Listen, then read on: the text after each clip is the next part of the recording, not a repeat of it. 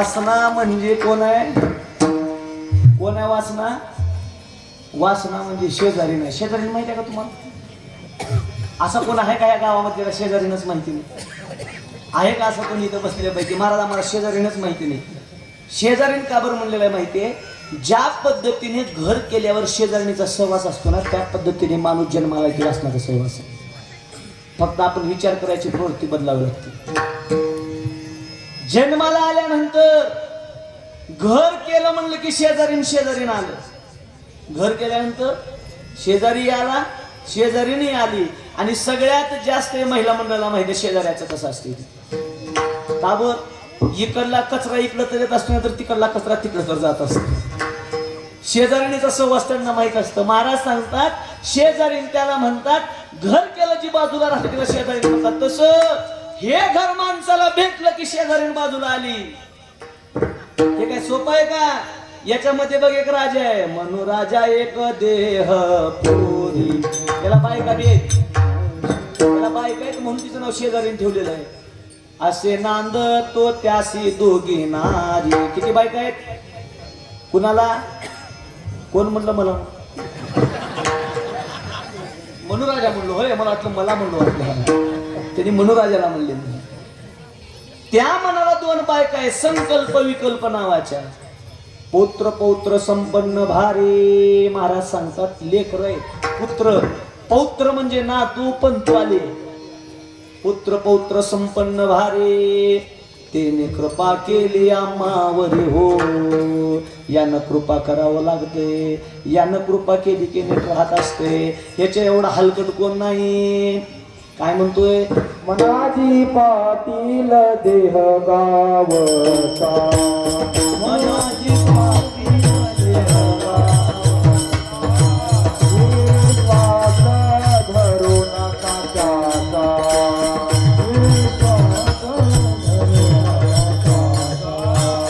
आघात करील निमाचा. आघात करील निमाचा. बाईला फासा.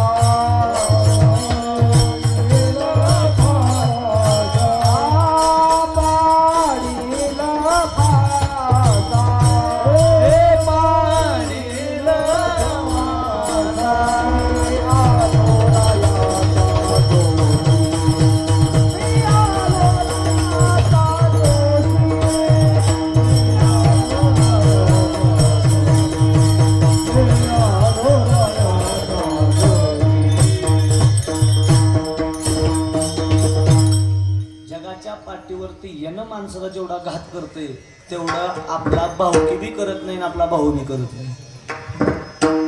भाऊकी आणि भाऊ जेवढा घात करतात त्याच्यापेक्षा सगळ्यात जास्त मोठा घात या मनाचा. हे मन, हे देह जन्माला आले की त्याला बायको आहे, तसं शेजारी वासना आहे. जन्माला आले की वासना आहे. वासना कशाला म्हणतात हे एकदा होतो ना मी. वासना आपल्या सामान्य माणसाला कळत नाही, त्याला वृत्ती म्हणायचं थोडक्या भाषेमध्ये. वृत्ती, आपली वृत्ती कुठं अडकली म्हणजे वासना कुठं अडकली. आता आपली जी वासना आहे, वासना आपल्याला कळत नाही. वासना तिकडं आमच्या मायमाऊलीला कळते.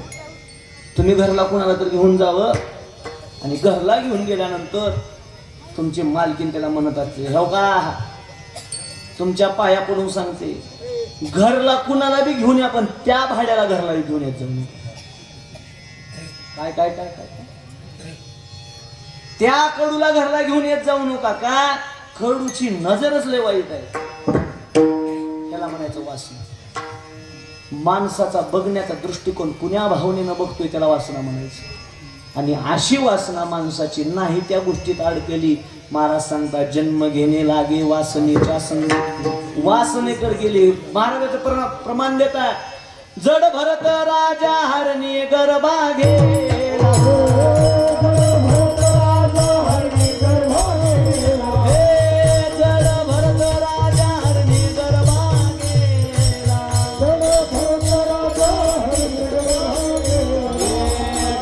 तो घातला वासने, गाला तो घातला वासने.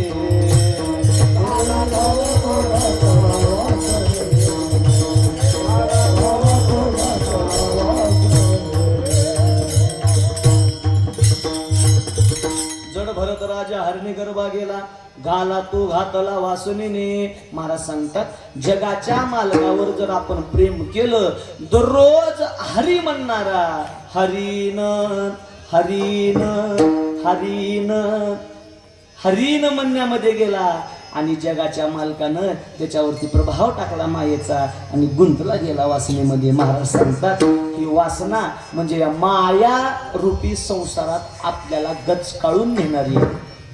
मग महाराज सांगतात त्याच्यातून तुम्हाला वाचायचं ना, प्रमाणं भवाब्देरी धम्मामकानात उभा कर कटे, तुका म्हणे याजसाठी उभा कर कटे, तुका म्हणे भक्तासाठी नाम धरिले दिनानाथ, सत्य करावया व्रत.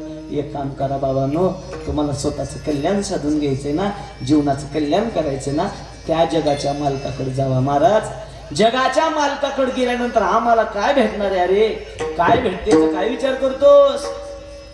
माणसाची आज भांडणं चालत, भांडणं कशाला? मला पद भेटावं, प्रतिष्ठा भेटावी, संपत्ती भेटावी, मला लोकांनी माझी स्तुती करावी, वाहवा करावी. भांडण चालू आहेत, भांडण. बघताय का नाही तुम्ही? काढून बघा टीव्ही, जी न्यूज काढलं त्या न्यूजला ह्याने ह्याला बोलाले, ह्याने ह्याला बोलाले. चालू आहे का नाही? पद प्रतिष्ठेसाठी भांडणं चालू आहेत. कुणाला आमदार हो वाटाले, कुणाला खासदार हो वाटाले, कुणाला सरपंच हो वाटाले, कुणाला मुख्यमंत्री हो वाटतंय, कुणाला खासदार, प्रत्येक वेगळ्या पदावरती जाऊ वाटतंय. पण या पद प्रतिष्ठेसाठी माणसाची किती भांडणं चालू आहेत मला सांग. आपल्यासारखे पद सोडा सामान्य आहेत. ज्याला हस्तिनापुराची गादी म्हणतात, ज्याला आज दिल्लीची गादी म्हणतात, दिल्लीची गादी, इंद्रप्रस्थाची गादी, हस्तिनापुराची गादी. या गादीच्या खाली 56 देश होते. 56 देश. किती? 56 देश त्या गादीच्या खाली चलत होते. आता एकच देश त्या गादीच्या खाली चलतो. एवढं मोठं साम्राज्य, एवढ्या मोठ्या साम्राज्याचा धृतराष्ट्राचा राजा त्या गादीवरती राज्य करतोय. लक्ष देऊन ऐका. कुणाला म्हणतात धृतराष्ट्र? धृतराष्ट्र त्याला म्हणतात. अंध असून सुद्धा आपल्या जवळ आलेल्या 1 किलोमीटरच्या अंतरमध्ये जर एखाद्याचा पाय पडला तर त्याच्या आवाजावरून कुणाचा पाय पडला हे जे ओळखताना त्याला धृतराष्ट्र म्हणतात. आंधळा आंधळा जन्म आंधळा. किती कधी कधी कधी जन्मताचा आंधळा, भीत आंधळा आहे, त्याला काही दिसत नाही. त्याच्या मागे मोठी हिस्ट्री आहे. अंबिका अंबालिकाला आणल्यानंतर ते पुढे काय झालं, कोण घेऊन गेलं, काय भांडणं झाले हे आपल्याला बघायचं नाही. पण यांचा जन्म होत असताना त्या अंबालिकाला त्यांचं तेज सहन झालं नाही. एक जण घाबरली आणि एक जण डोळे बंद केली. तिच्यामुळे एक जण पंडुरोग म्हणून ग्रासला गेला आणि एक जण अंध झाला. त्याचं नाव धृतराष्ट्र आहे. आणि जन घाबरली तो पंडुराजा जन्माला आला. 2 भाऊ जन्माला आले. पण व्यासजींना कृपा दृष्टी होती. व्यासजींनी एका दासीला सहज गेली आणि त्या दासीला त्यांनी मंत्र दिला. त्या दासीला चांगला मुलगा झाला, तो म्हणजे तो विदुर. महाराज सांगतात असा असणारा धृतराष्ट्र आहे. त्यांच्या अंडर 11 अक्षौहिणी सैन्य आहे. किती किती किती? बोला बोला किती आहे? 11 अक्षौहिणी सैन्य हस्तिनापुराच्या गादीच्या खाली आहे. कौरवाकड 11 अक्षौहिणी सैन्य. कशाला म्हणायचं 11 अक्षौहिणी सैन्य? ऐका, तुम्हाला 1 अक्षौहिणीची संख्या सांगतो. 1 अक्षौहिणी सैन्य म्हणजे ज्यांच्याकडे मोबाईल आहे त्यानं मोबाईल काढून बसा, कॅल्क्युलेटर गणित करायला काढा. ज्यांच्याकडे मोबाईल दिले, देवानं मोठे मोठे मोबाईल दिलेत आपल्याकडे, काय हरकत नाही या ठिकाणी वापरलं तर. जिथं वापरायचं तिथं वापरत नाही आपण, जिथं बघायचं तिथं रील्स लागत नाही. काढा मोबाईल, सांगतो तुम्हाला मी. 1 अक्षौहिणी सैन्य म्हणजे 21,870 रथ. काय काय काय? 21,870 रथ. आता रथ चालवायला किती जण असते?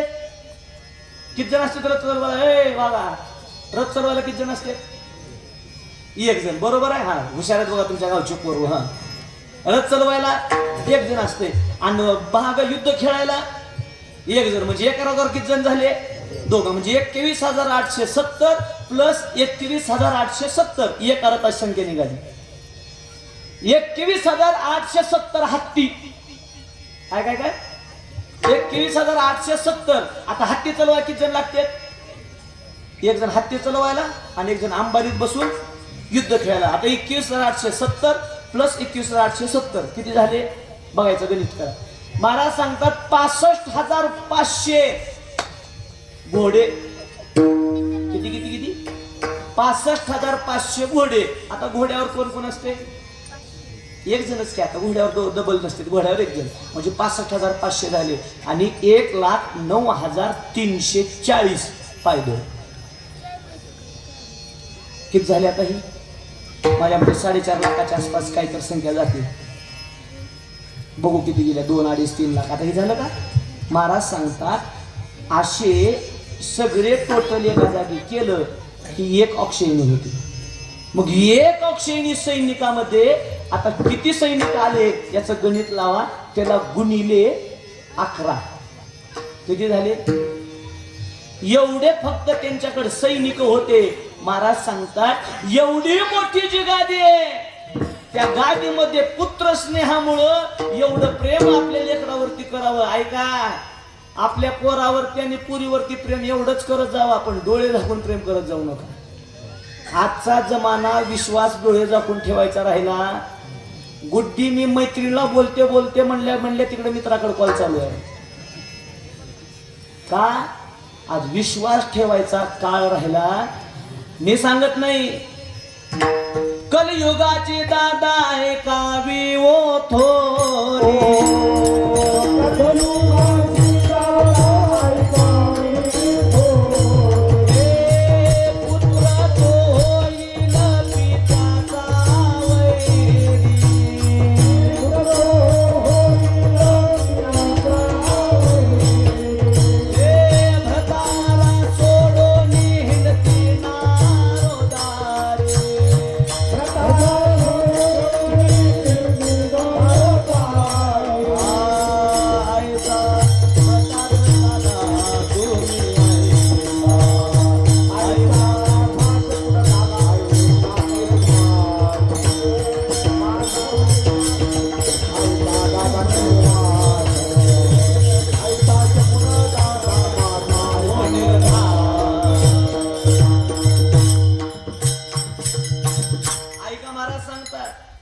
एक अभंग आहे नाथबाबांनी लिहिलेला.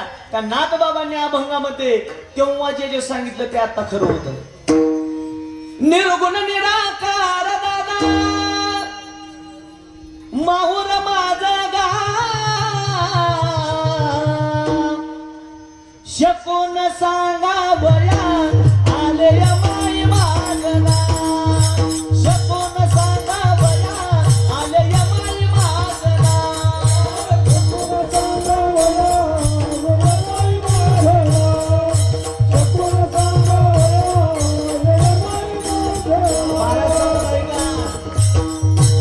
मी आले ना शकून सांगायला जरा विकत द्यायचा. बेस द्या थोडा, वाढवा आवाज. बेस विकत द्यायला थोडी वेळ. हा मी काय करायला सांगायला आले काय या काय काय होणार आहे कलियुगामध्ये, काय पुढे भविष्यामध्ये होणार आहे शकून शकून सांगायला नाथ बाबा वर्णन करतात. हे निर्गुण निराकार दादा माहुर माझा गा शकून शकून शकून शकून शकून हे शकून सांगावया आले माई मागना.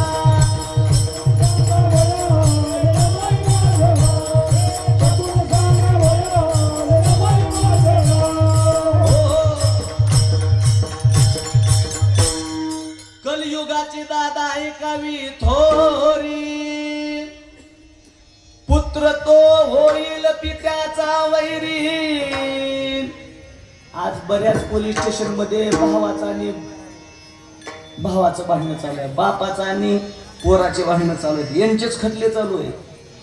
महाराज सांगतात की तुमची चूक नाही, या कलियुगाने तुमच्यावरती प्रभाव जो केला त्या प्रभावाची चूक. पुत्र तो होईल पित्याचा वैरी. आता याच्या पुढचं मात्र महाराज आता बघायला भेटायला बरं का. इतकी दिवस याचा प्रभाव नव्हता. भ्रतारा सोडोनी नारी हिंडती दारोदारी. काय होते महाराज, फसवलं जातंय आता पोरवाच्या घरच्यांना.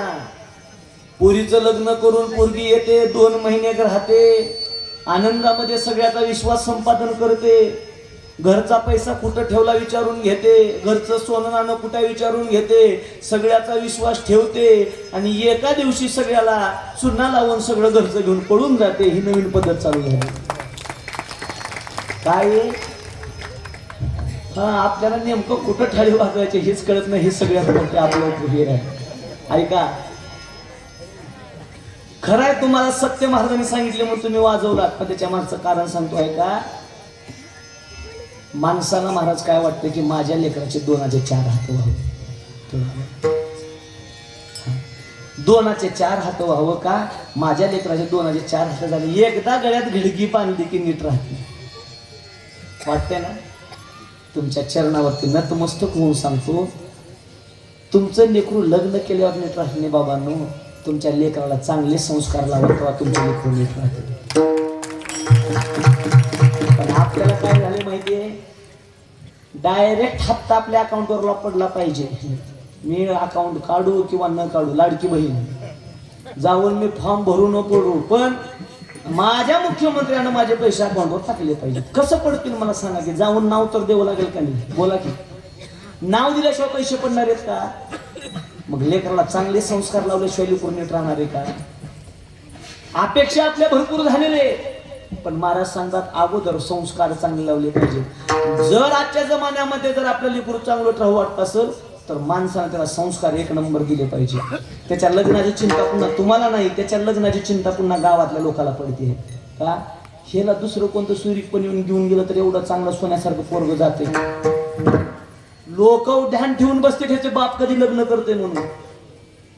विचार आमच्या महाराजांना. होय महाराज, येऊन लेत नाही सोयरी का घराकडे? दररोज येत नाही घराकडं. हा, झालं नाही म्हणून सांगायला, झालं नाही त्यांचं म्हणून सांगायला महाराज. जे संप्रदायात मुलगा आहे ना त्याला दुसरीकडे पूर्वा बघायला जायची गरज नाही. त्यांनी तुमच्याकडे, तुम्ही म्हणताल तुम्ही एवढं कसं काय सांगाला, अनुभव आहे म्हणून सांगा. झाले का नव? तुमचं भांडण झाल्यावर तुम्हाला ताट हाय, वाटी हाय, फडा हाय, झाडू आहे. माझं भांडण झाल्यावर पोलिसाची काठीन बंदूक आहे. म्हणजे कळालं तुम्हाला काय सांगायचं? हा, तुमचं जमतंय, आमची माझी पोलीस आहे. हा, म्हणजे सांगायचा अर्थ, संप्रदायात माणूस राहिला ना त्याला दुसरीकडे जायची गरज नाही, त्यांच्याकडे सगळे येत असते. गुळाला कुठं मुंग्याकडे जावं लागतंय का? गुळ चांगला असला की मुंग्या बरोबर येत असतात. तसं मुलगा चांगला सुसंस्कृत असला की सगळे येतात. ऐका आजची गती, भ्रतारा सोडोनी नारी हिंडती दारोदारी. महाराज, घरामधले संस्कार आपले वाया गेले. ज्या घरामध्ये आज पण ज्येष्ठांचा सन्मान आहे ना त्या घरामध्ये वातावरण चांगलं आहे. ज्या घरामध्ये सासू-सासऱ्यांचा प्रभाव आहे, ज्या घरामध्ये आपल्या नवरा बायकोचा प्रभाव आहे ना त्या घरचे लेकरही चांगले आहेत आणि सगळा परिवार चांगला आहे. ज्यांच्या घरामधला प्रभाव निघून गेलेला आहे त्यांच्या घरामध्ये महाराज बघण्यासारखं राहिलं नाही. ही आजची परिस्थिती आहे. जावा कुठं तर सिटीमध्ये तुमच्या लक्षात येईल. नवरा म्हणजे फक्त खाऊ घालायचं साधन झालेलं आहे. नवऱ्यानं पोटभर काम करावं, आणून द्यावानी खावं. इथलं सांगत नाही मी, तुम्ही सगळे चांगले. जे पुण्याला राहतात ना त्यांची गती एकदा जाऊन बघा महाराज. का जेवणामध्ये तुम्हाला तुमचं कल्याण हो वाटत असेल तर तुम्ही एकमेकासोबत प्रेमाने राहावा. बस, किती पैसा कमवलेला किंमत नाही, तुम्ही तुमच्या घरामध्ये प्रेमाने आहेत, ही सगळ्यात मोठी तुमची कमाई आहे. महाराज सांगतात या कलियुगामध्ये विश्वास ठेवायचा नाही. धृतराष्ट्राने पोरावरती विश्वास ठेवला. किती पोरव आहेत धृतराष्ट्राला? किती आहेत पोरव? 100 धृतराष्ट्राला पोरव आहेत. 100. ते बी कसं झालेत माहितीये? आज ज्याला आपण नवीन रिसर्च निघालेला आहे, आता ज्याला लिकरू नाही त्याला डायरेक्ट आम्ही कोंभामध्ये लिकरू तयार करून देणार. आता नवीन पद्धत निघाली, त्याची ऍडव्हर्टाईज सगळे इंस्टावर सगळीकडे पडायला लागले. तुम्ही आता करताय, पण आमच्या या प्राचीन काळामध्ये, या सनातन धर्मामध्ये जे तुम्ही आता करताय ना ते 5,500 वर्षापूर्वी व्यासजी मुनींनी केलेलं आहे. आणि 100 लेकरांना एका गुहेमध्ये इम्बोसिस म्हणतात का त्याला, काहीतरी नाव आहे माझ्या लक्षात येत नाही. हा जरा लय बी डोक्यात झालं का नाही लक्षात येत नाही, ह्याला हाणून काढावं लागते बाहेर. हा महाराज सांगतात की ते जे लेकर आहेत 100 मुलं तयार केले, पण त्याला एवढं प्रेम दिलं, त्या प्रेमापोटी आंधळा झाला. पहिलंच आंधळा होता पण प्रेमानं आणखी आंधळा झाला. काय परिणाम झालं, नको त्याचा द्वेष करायला लागला, आणि द्वेष करायला लागल्यानंतर स्वतःच सत्यत्व विसरला. तुम्हाला सुद्धा सत्यत्व माहिती नाही. कुणाला माहिती आहे का मी का बरं आले, माझा जन्म का बरं झाला, मला करायचंय काय? अहो नेमकं आपल्या जीवनाचं शेवटचं साध्य कुठं आहे माहिती आहे का कुणाला? कोणी विचार केलाय का मला कुठं जायचंय? फक्त आपल्याला एवढंच माहिती आहे, सकाळी उठायचंय, झाडून काढायचंय, चांगला स्वयंपाक बनवायचंय, खायचंय, लेकराला सांभाळायचंय, लेकराला झोपवायचंय, आपण झोपायचंय, सकाळी उठायचंय. याच्या व्यतिरिक्त आपलं काय आहे? मी कोण आहे, मी का आले, मला जायचंय कुठं, मी आले कुठपर्यंत, माझा रस्ता कुठं आहे, साध्य कुठं आहे, याचा विचार राहिला नाही. जायचंय कुठं हे अजून माहिती नाही. ज्या गावाला जायचे त्या गावाचा रस्ता माहीत करून घेतल्याशिवाय त्या रस्त्याला जाता येत नाही. तुम्ही फक्त एकच विचार केला, मला फक्त दिवस घालवायचे, मला फक्त दिवस घालवायचे. जगाच्या पाठीवरती ज्याला जायचा शेवटचा ठाव ठिकाणा भेटला ना, तो माणूस त्या ठिकाणाला जाण्याची ओढ धरत असतो. आणि त्यावेळेस म्हणतो गरुडाचे पायी, गरुडाचे पायी, गरुडाचे पायी, गरुडाचे पायी, गरुडाचे पायी, गरुडाचे पायी, गरुडाचे पायी, गरुडाचे ठेवी वेळा डोळे, हा ठेवी वेळा डोळे, हे वेगी आणावा तो हारी, आणावा तो हारी, वेगी आणावा तो हारी, आणावा तो हारी, आणावा तो हारी, आणावा तो हारी, वेगी आणावा तो हारी, आणावा तो हारी.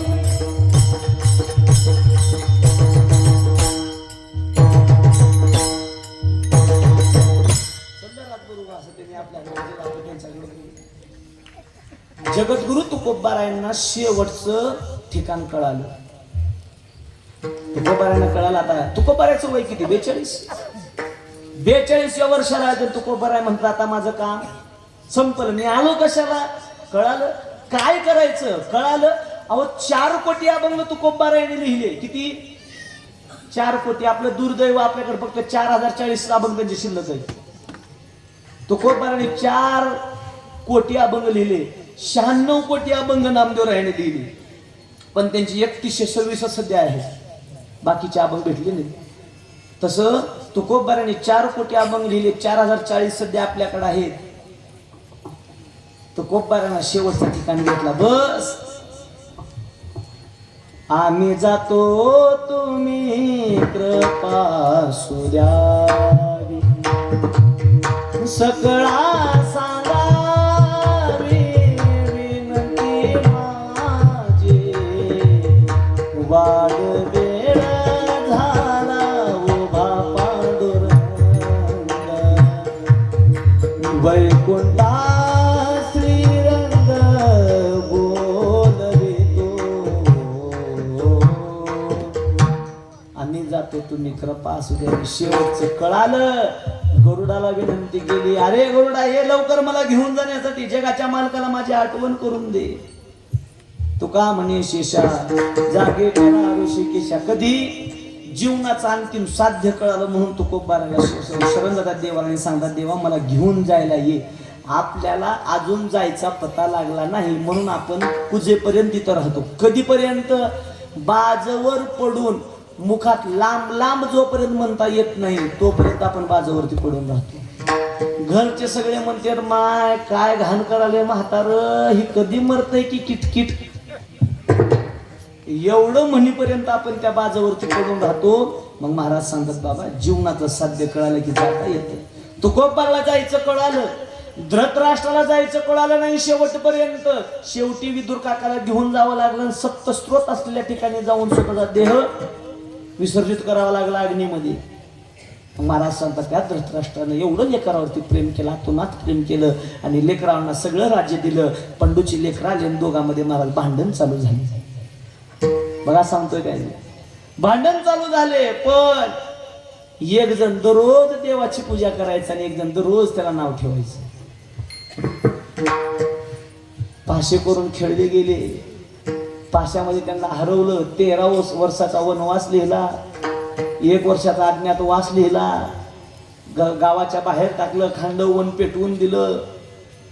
महाराज एवढे संकट पांडवाच्या जीवनामध्ये आले, एवढे संकट आले की त्याची गणती करू नये एवढे संकट त्या पांडवाच्या जीवनावरती. पण महाराज सांगतात त्या पांडवाचा केस सुद्धा वाकडा झाला. वर्णन करतात, पाहते पांडवा खंड वनवासी परी त्या देवासी आठविते. महाराज सांगतात जगाच्या मालकाचं चिंतन ते पांडव करतात. किती चिंतन करतात? जगाच्या मालकाचं चिंतन केल्यामुळं जगाचा मालक सतत त्यांच्या मागं पुढं उभा. आली आघात